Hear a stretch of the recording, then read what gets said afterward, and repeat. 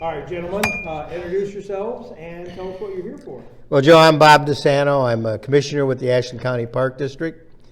I'm Andy McClure, the senior advisor for the parks, and I take care of a lot of the parks, volunteering for the parks.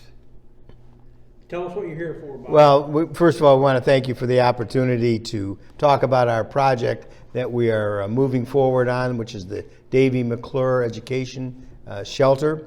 It's going to be a nature center. You know, the park district is trying to make sure that the kids get educated in terms of nature and conservation and in the environment. You know, so many of them are on electronic devices, which is fine. We all use those.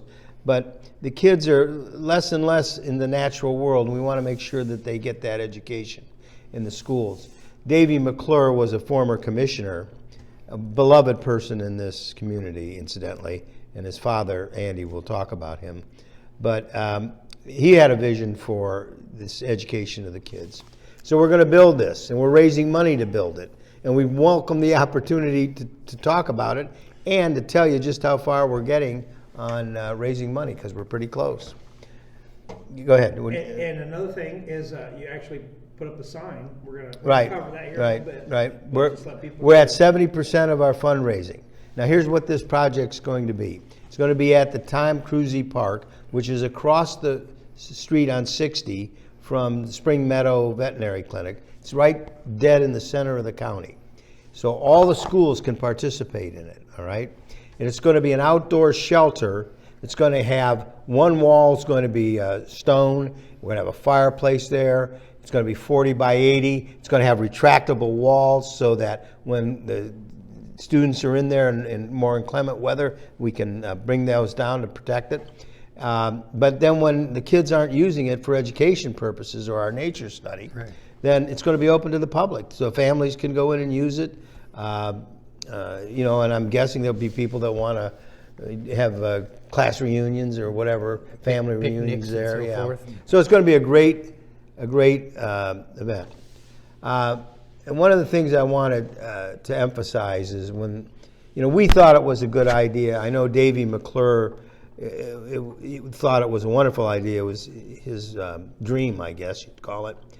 But before we entered into it, we wanted to make sure that the schools would actually use it. And I want to tell you that we had every curriculum coordinator in Ashland County Schools, every one of them from every district, come out to see the project or what we're proposing. And Joe, I knew that they would be happy with it. I did not know how really excited they are for it. One of the school districts, Mapleton, wanted to partner with us, whatever that meant. The Ashland City School Coordinator, Linda McGibbon, thought that perhaps 60 or 70% of the Ashland school students would eventually use that. Loudonville and Hillsdale were on board. Doug, Superintendent Mayor, wrote us a really nice letter of support. Mayor Miller, he loves it. He, you know, he sees all this new industry or new businesses coming. Those people, they want these outdoor facilities. They want their kids to have this outdoor education, and we're going to provide it. It's going to be great.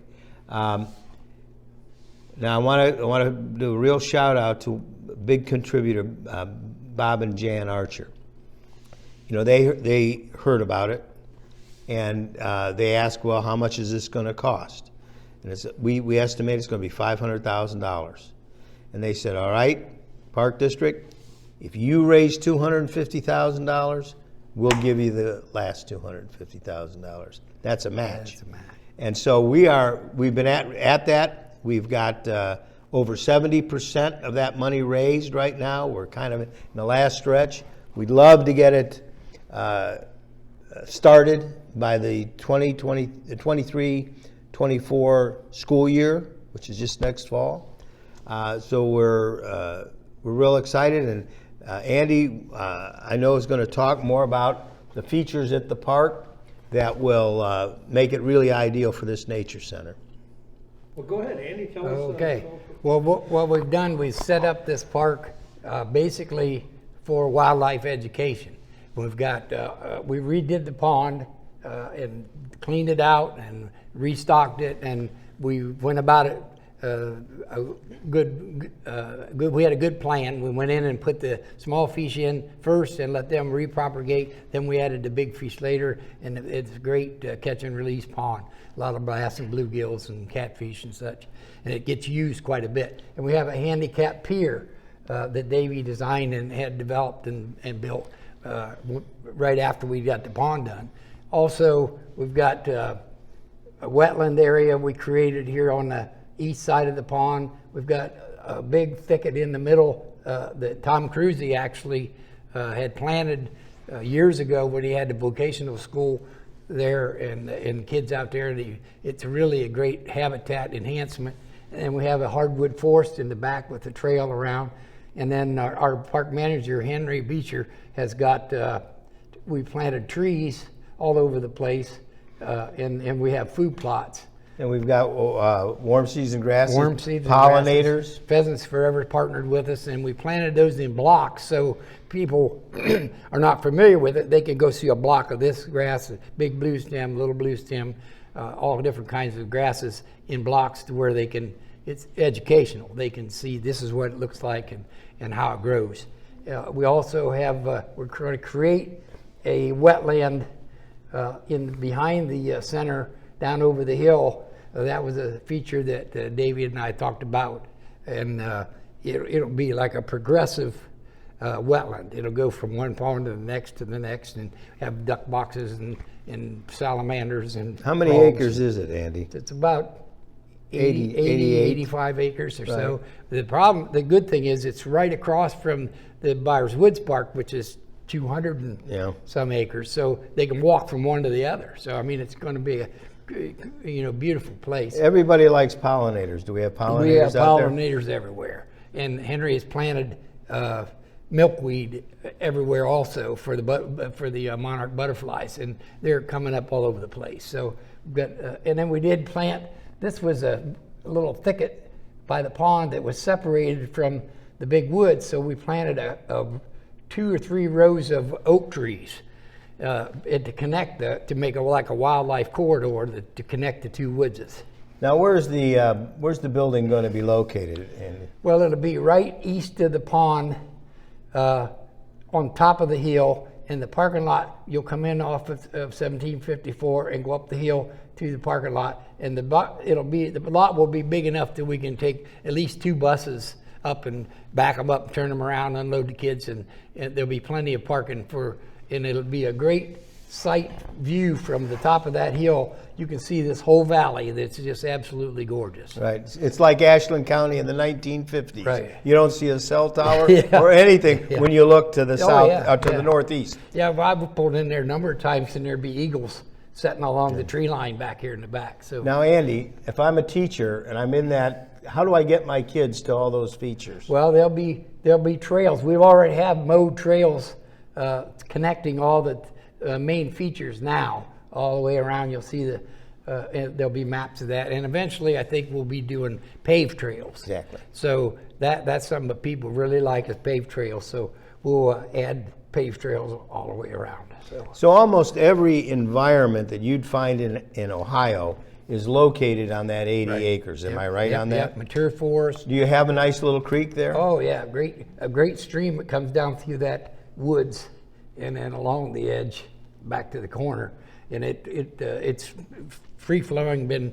We have some plans actually to develop some pools along that stream in the future. Okay. So the kids can play in the water. So if I'm a teacher and I want to take the kids out to look at the stream up there'll be a paved trail eventually, so the kids don't have to get their feet wet and all that, yeah. and they can walk on that paved trail. Yep. And then when the kids aren't using it, of course, the public will be using it, right? Sure. Yeah, it's open. It'll be open. It's open now. There's a nice driveway down here by this wetland that you can park and hike into this new wetland park. And we have plans to make another wetland across the road that the water will flow out of the pond into this wetland, into that wetland, and then on down it'll eventually come down to the stream.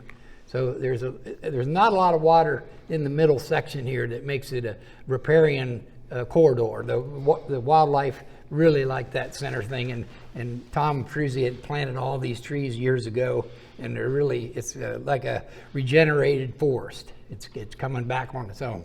And one of the other features here, you mentioned a food plot. I see some corn up there.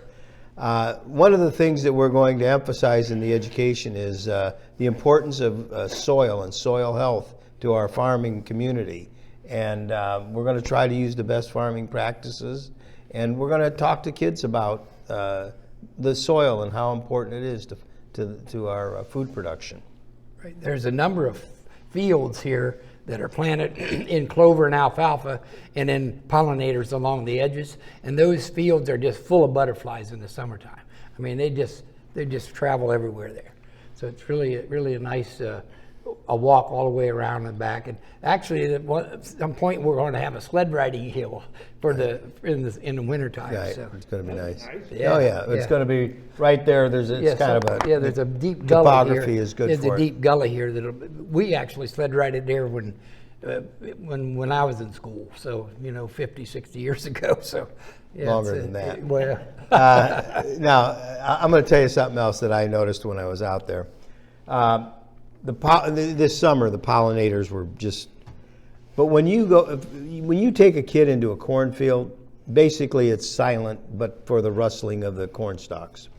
You take them to a pollinator field, and it's buzzing with activity. I mean, the insects are chirping, and the birds are chirping, and they're flying around. It's just buzzing with activity. You don't have to say anything. A kid can see what the diversity of those fields brings to the wildlife and animal life. It's incredible. it is. It's good. It's going to be a very educational experience, and it'll be great for Ashland County. It will. We're actually planning on doing a number of tree plantings so people can identify, chestnut trees and pawpaw trees and persimmon trees and trees that are native but they're not well known.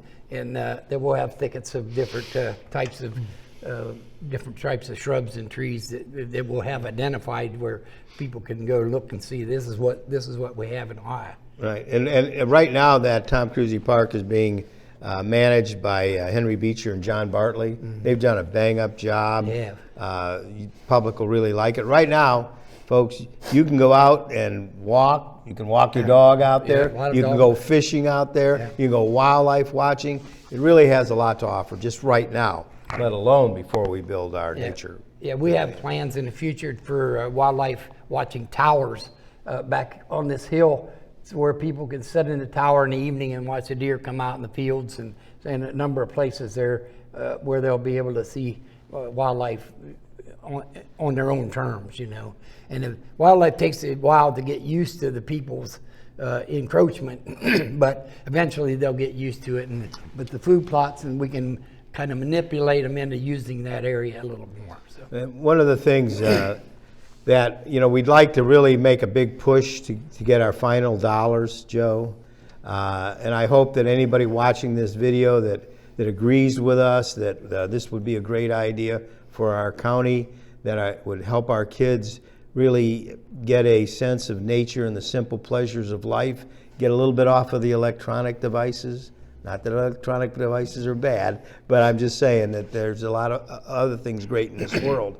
And we can expose children to that. And they will be, the kids that are going to be out there are going to be the conservationists, they're going to be the environmentalists, they're going to be the nature lovers, they're the people who are going to take care of nature in the future. It won't be guys like he and I, but it'll be a new generation, and they need to get this education. So if people would like to donate, believe me, all you would have to do is call the Ashland County Park District office, and I will give you that number as soon as I get it here. But we'll present that number in this at the end of this program for those who would like to give. Now, I will say this: the money is being raised by the Friends of the Ashland County Park District, which is a 501c3 organization. So any money that's given to us is tax deductible. And it's the Friends that are doing it, not the Park District itself, although we're heavily involved, as you can see. Well, it's our idea that develop that and raise that funds away from the park district's budget, so we're not drawing on other parks that we could use somewhere else. So. And the other thing is, we just don't have our budget is small. We couldn't do this within our budget, so we have to raise the money. Great. Bob, who was Andy McClure, and what did he mean to Ashland? Well, Andy McClure was a unique individual.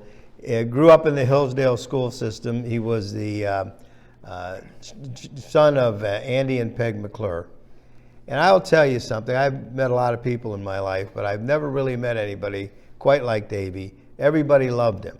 Everybody. He had a joke for everybody. The man was constantly positive. Very competent man. He could fix anything. And he was smart.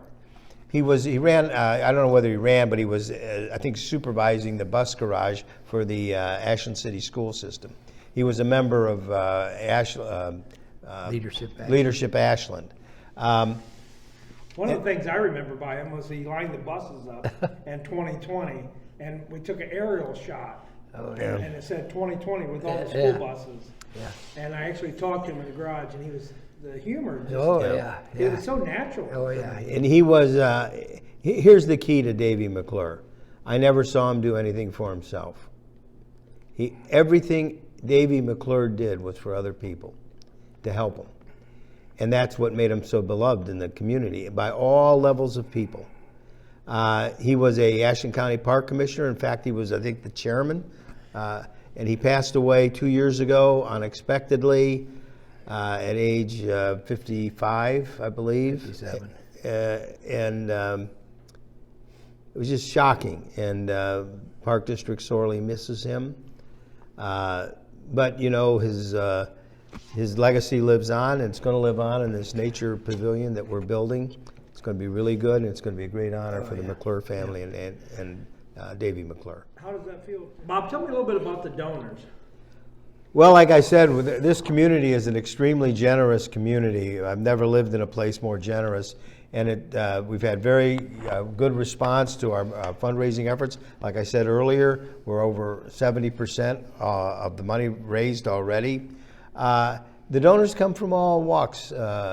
We've had certain donors that were like big businesses. We've had the Community Foundation. We've had little donors. And when I say little, not little in there, when you know, they're given what they can. Right. And then we have larger donors and so many people knew Davey and respected him and liked the project. So we've had quite a few donors, and I think that maybe you'll scroll a list to recognize them that have already given. I'm encouraging everybody. We need to get over the hump here. We've got about 30% more to go, so anybody can help us there. But we'll give you a list of the people that have made some donations, and we thank them for that. And again, real quick, just to remind them, it can be a tax write-off. Oh, this is a 501c3 organization, the Friends of the Ashland County Park District. Anything else you want to throw out there? I think you've covered it, Joe. Really have. Yeah, Well, Thank you. One thing I think we need to know that if we get these kids involved when they're little, it kind of imprints them on this outdoor lifestyle. They'll want to be involved in that. We've heard a lot of stories where people would tell us, well, I did this when I was 10 or 5, and they remember that. So, I remember stuff we did when we was kids. Yep. You know, And you never know what flips the switch in a kid. That's right. And you know what? He may see something or she may see something when she's a kid, and then for years, nothing. And then all of a sudden, as an adult, they remember it starts on fire, and they get into a hobby or a lifestyle that they really love. especially when you start having kids of your own. Oh, yeah. Then you start Oh, thinking yeah. about the memories that you had as a child. Sure. Right. You know what? We used to run. Our parents hardly supervised us at all. Right. But today, you know, I see children that are really almost afraid to go into the woods or get off a path. And there's such simple pleasures out there that we want to expose them to. Oh, we spent many hours running through the woods, barefooted and everything else. And a creek. you know, Yeah, give a yeah. boy or girl a creek, you got them for the whole day, you know. They'll never get out. Yeah. Absolutely. Yep. Yeah, and thank you, Andy. I Okay. really appreciate it. All right. And Bob, I appreciate you taking the time to Thank talk. you.